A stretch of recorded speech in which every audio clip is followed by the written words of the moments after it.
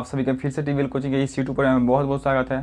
तो दोस्तों, जैसा कि हम लोग आयतन संबंधित जो है सूत्र को देख रहे थे, इसके पहले जो है हम लोग आयतन संबंधित कुछ सूत्र को देखे थे, और आज का भी ये सेशन जो होने वाला है ये भी आयतन संबंधित कुछ जो है फॉर्मूले बेस्ड जो है होने वाले हैं। यानी इसमें भी जो है हम कुछ फॉर्मूले के बारे में जानेंगे जो कि आयतन से रिलेटेड होते हैं, आयतन से संबंधित होते हैं।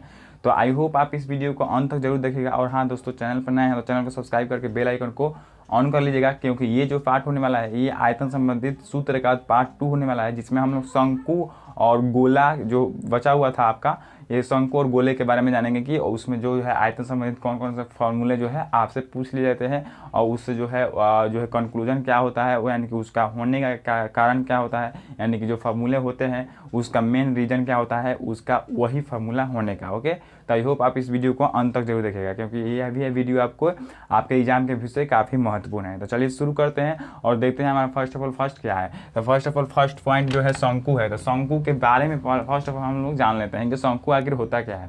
तो शंकु के बारे में आप सभी जानते होंगे, 10th क्लास में पढ़े होंगे, 9th क्लास में पढ़े होंगे, 8th क्लास में पढ़े होंगे, 7th क्लास में पढ़े होंगे, 6 में भी जो है आप कुछ ना कुछ जरूर पढ़े होंगे। ओके, तो शंकु जो है आपका जो है खोप की जो आकृति होती है, खोप का जो ऊपरी परत होता है उसी के आकार का जो है आपका शंकु होता है। यानी तो ये आपका जो है देसी लैंग्वेज है। इस देसी लैंग्वेज में आप समझ सकते हैं कि खोप की आकृति का जो भी आपका दिखेगा वो आपका क्या होगा, शंकु होगा। यानी कि आप इस तरह की आकृति या आइसक्रीम वगैरह को देखे होंगे तो आइसक्रीम का ऊपरी परत जो होता है इसी प्रकार का बना होता है। तो ये जो है इस प्रकार की जब भी आप आकृति देखिएगा तो इसको क्या समझिएगा, ये शंकुआकार है, यानी कि शंकु के आकार का है, ये आपका शंकु है। ओके, अब शंकु में कुछ ऐसे चीज़ होते हैं जिसको आपको जानना जरूरी होता है। शंकु में ये जो है आपका ये हम लोग जो इसको खींचे यहाँ से लंब जो आपको डाले यहाँ पे, ये लंब जो होता है आपका ऊंचाई होता है। क्या होता है? ऊंचाई होता है, और इसे हम h से डिनोट करते हैं। क्या करते हैं? h से डिनोट करते हैं। और ये जो है आपका वो होता है, और यहाँ से यहाँ तक की जो दूरी होती है वो आपका r कहलाती है, यानी कि इस वृत्त का त्रिज्या। आप यहाँ पे देख पा रहे होंगे तो इसमें एक वृत्त भी इन्वॉल्व है, उसके बाद एक शंकु जो है आपका त्रिभुज के आकार का भी आकृति इन्वॉल्व है। ओके, तो यहाँ पे ये जो है वृत्त में ये वाला आपका त्रिज्या हो गया, और ये जो है आपका l होता है। क्या होता है? l होता है, जिसे हम लोग शंकु के छिन्नक की लंबाई कहते हैं। क्या कहते हैं? शंकु की छिन्नक की लंबाई कहते हैं, यानी कि इससे हम छिन्नक को L से डिनोट करते हैं। ओके, तो आई होप आप यहाँ पे समझ पा रहे होंगे। तो चलिए इसमें जो है आपके फॉर्मूले बन जाते हैं, उसको देख लेते हैं। तो फर्स्ट ऑफ ऑल फॉर्मूला बनता है क्या कि छिन्नक की लंबाई। तो छिन्नक हमने क्या बताया कि छिन्नक ये होता है, या फिर इधर वाला की इसको भी आप L कह सकते हैं। ओके, क्योंकि ये जो है आपका ये छिन्नक होता है। जो आप इस त्रिभुज को देख रहे हैं, ये आप त्रिभुज देखिएगा तो इस त्रिभुज को आप क्या कहिएगा, समकोण त्रिभुज कहिएगा, क्योंकि ये आपका यहाँ पे लंब है और यहाँ पे 90 डिग्री का एंगल क्रिएट कर रहा है। तो इसके सामने वाला भुजा यहाँ पे कर्ण होता है, और ये कर्ण जो है आपका इस आकृति का छिन्नक हो गया। और ये आपका r जो है आधार है, और ये जो है आपका h जो है आपका ऊंचाई है। क्या है? ऊंचाई है, या फिर आप लंब कह सकते हैं। तो आप देखेंगे तो आपसे पूछ रहा है क्या कि छिन्नक की लंबाई बताए। तो छिन्नक की लंबाई L बराबर पाइथागोरस प्रमेय से इस त्रिभुज को लेकर चलेंगे, तो इसकी यदि लंबाई आपको निकालना होगा तो आप क्या करते हैं पाइथागोरस प्रमेय से कि आपको कर्ण का जो है लंबाई ज्ञात करना होता है। तो कर्ण का स्क्वायर इक्वल टू क्या होता है, आपका कर्ण का स्क्वायर इक्वल टू, यानी कि आपका h का स्क्वायर इक्वल टू L का स्क्वायर प्लस b का स्क्वायर होता है। तो उसी तरह आपका यहाँ पे कर्ण L है, तो यहाँ पे L का स्क्वायर इक्वल टू क्या हो जाएगा आपका यहाँ पे हाई r का स्क्वायर हो जाएगा, और प्लस में हाई h, यानी कि आपका लंब जो है वो यहाँ पे ऊंचाई दे रखा हुआ है, इसलिए ऊंचाई का स्क्वायर हो गया। अब यहाँ पे आपका L स्क्वायर है, तो सिर्फ L को इधर रहने देते हैं और स्क्वायर को इधर पर भेजेंगे, तो ये आपका इधर क्या हो जाएगा, रूट हो जाएगा। क्या हो जाएगा? रूट हो जाएगा, और ये रूट के अंडर आपका r स्क्वायर और प्लस में h स्क्वायर हो जाएगा, और यही जो है आपका छिन्नक की लंबाई होगा। तो आई होप आप यहाँ पे समझ पा रहे होंगे कि छिन्नक की लंबाई आपसे पूछे तो आप क्या लिखिएगा, रूट अंडर r का स्क्वायर प्लस h का स्क्वायर, यानी कि त्रिज्या का स्क्वायर और प्लस में आपका ऊंचाई का स्क्वायर का पूरा का वर्गमूल। ओके, तो आई होप आप यहाँ पे इस जो है फॉर्मूले को समझ गए होंगे। ओके, अब देखते हैं आपका शंकु का आयतन बोल रहा है। क्या बोल रहा है?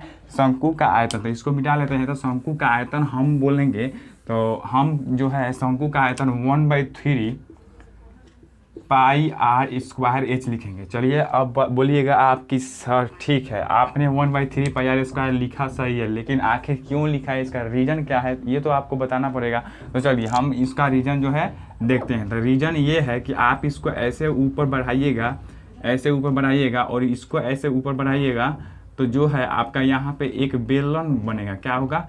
बेलनाकार आकृति क्रिएट होगी। क्या होगा? बेलनाकार आकृति क्रिएट होगी। ये आप देख पा रहे होंगे, ये बेलनाकार आकृति क्रिएट हो रही है। तो इस बेलन का हम आयतन आपसे पूछेंगे, तो आप बताइएगा क्या? पाई आर स्क्वायर एच। क्या बताइएगा? पाई आर स्क्वायर एच। हम कल के सेशन में इसको देख लिए हैं कि आखिर बेलन का आयतन पाई आर स्क्वायर होता है, क्यों एच क्यों होता है। और ये जो है आपका बेलन का आयतन पाई आर स्क्वायर एच यहाँ पे हो गया। तो आप यहाँ पर इतना समझ रहे होंगे कि इसका बेलन का आयतन पाई आर स्क्वायर एच होता है। तो आपसे सिर्फ पूछा क्या है कि हई इसके अंदर जो हई शंकुआकार आकृति है ना, इसी का सिर्फ आयतन निकालना है। और आयतन का मतलब आप समझते हैं कि उसमें जो है उस खोखले या उस जो है आकृति में कितना मटेरियल अटेगा या फिर कितना द्रव्यमान उसमें हम लोग समाहित कर सकते हैं, वो आपका क्या होता है? आयतन होता है। तो यहाँ पे आयतन जो है आपका पाई आर स्क्वायर एच पूरा बेलन का हो गया। लेकिन यदि आपसे पूछे ये सिर्फ शंकुआकार आकृति का जो है आयतन के, तो क्या होगा? तो आपको क्या करना होगा? 1/3 से, यानी कि पूरा बेलन के आपका आयतन में 1/3 से आप गुना कर दीजिएगा, तो वो आपका शंकु का आयतन यानी कि शंकुआकार आकृति ये वाला जो है इसका आयतन निकल कर आ जाएगा।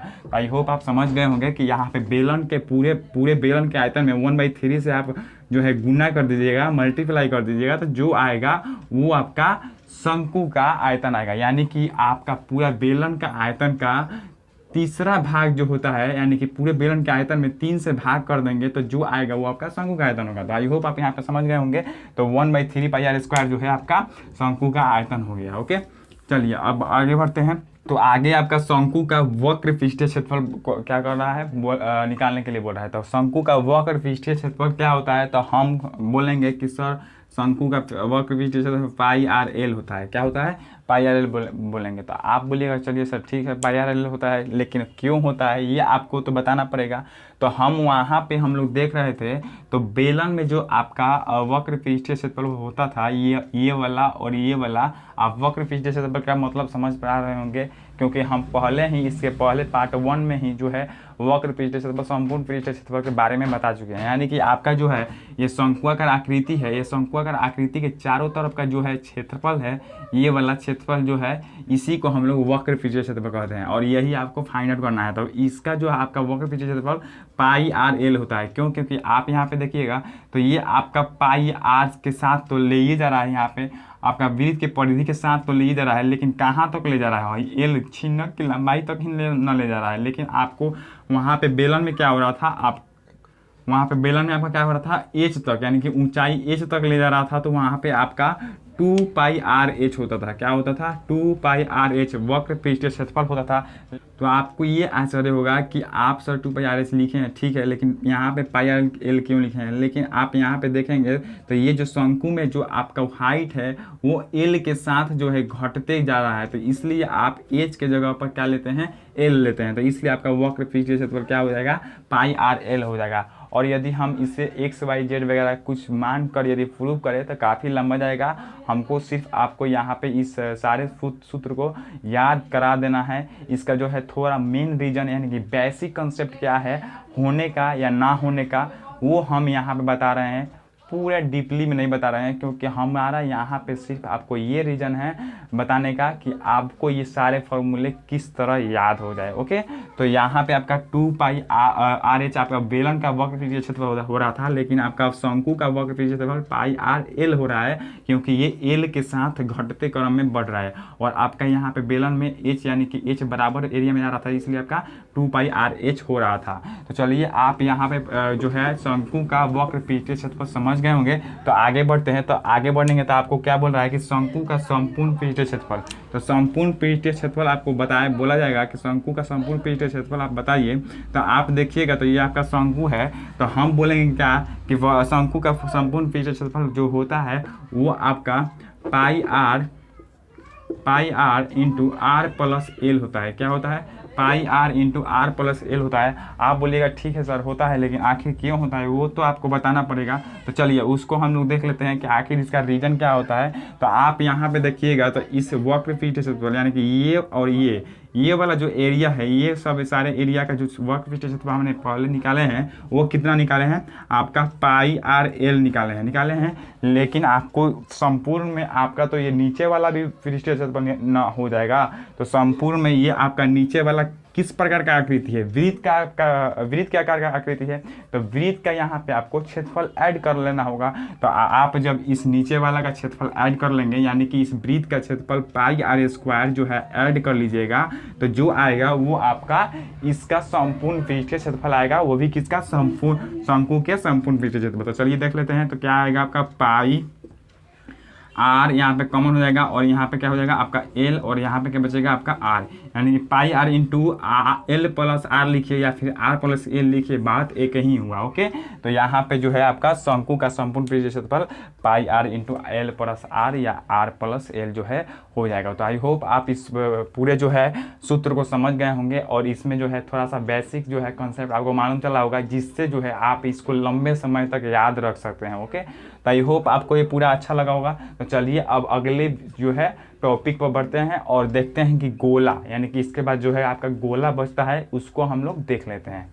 तो दोस्तों शंकु को देखने के बाद अब हम लोग जो है गोला की तरफ बढ़ते हैं और गोला को देख लेते हैं। तो गोला आखिर फर्स्ट ऑफ ऑल होता क्या है, यानी कि स्फेयर होता क्या है, उसको पहले हम लोग जान लेते हैं। तो स्फेयर यानी गोला जो होता है वो आपका, यानी कि वह आकृति जिसको किसी भी साइड से, यानी कि चारों तरफ में से किसी भी साइड से यदि देखा जाए तो वो एक वृत्ताकार आकृति द्वारा दिखे, यानी कि एक वृत्ताकार आकृति में दिखे, तो वो जो होता है वो आपका गोला होता है। यानी कि आप यहाँ पे ऐसे एक वृत्ताकार आकृति क्रिएट कीजिएगा, तो ये जो आकृति है आप यहाँ पे देखिएगा तो ये बोलिएगा कि सर ये तो वृत्त है, चलिए ठीक है, लेकिन वृत्त है, लेकिन ये जो है इस प्रकार की आकृति, यानी कि ये इसमें इस वृत्त में आपका आयतन भी हो, यानी कि इसमें आयतन भी हो, इसमें मटेरियल रखा जाए तो इसमें मटेरियल समा सके, वो भी जो है इसमें हो, तब ये जो है आपका गोला कहलाएगा। क्या कहलाएगा, गोला।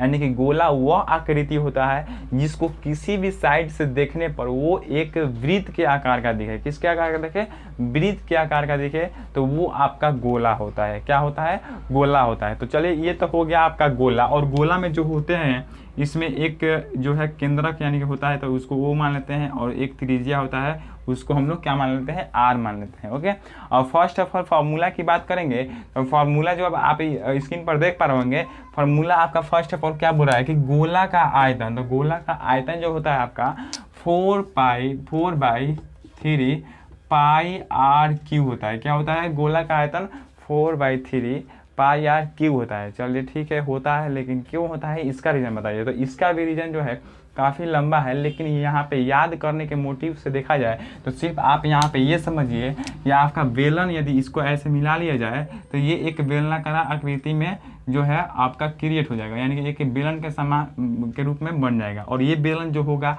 वो कैसा होगा, वो आपका एक प्रकार का वृत्ताकार होगा, यानी कि जिसकी ऊंचाई और त्रिज्या दोनों एक दूसरे के इक्वल होंगे, यानी कि ये भी और ये भी तीनों जो है आपका तीनों की लंबाई जो है एक दूसरे के समान होंगे, बराबर होंगे। तो ये यहाँ पे आपका जो बेलन बनेगा वो आपका एक प्रकार का वृत्ताकार बेलन बनेगा। ओके, सॉरी दोस्तों, यहाँ पे मार्कर गिर गया।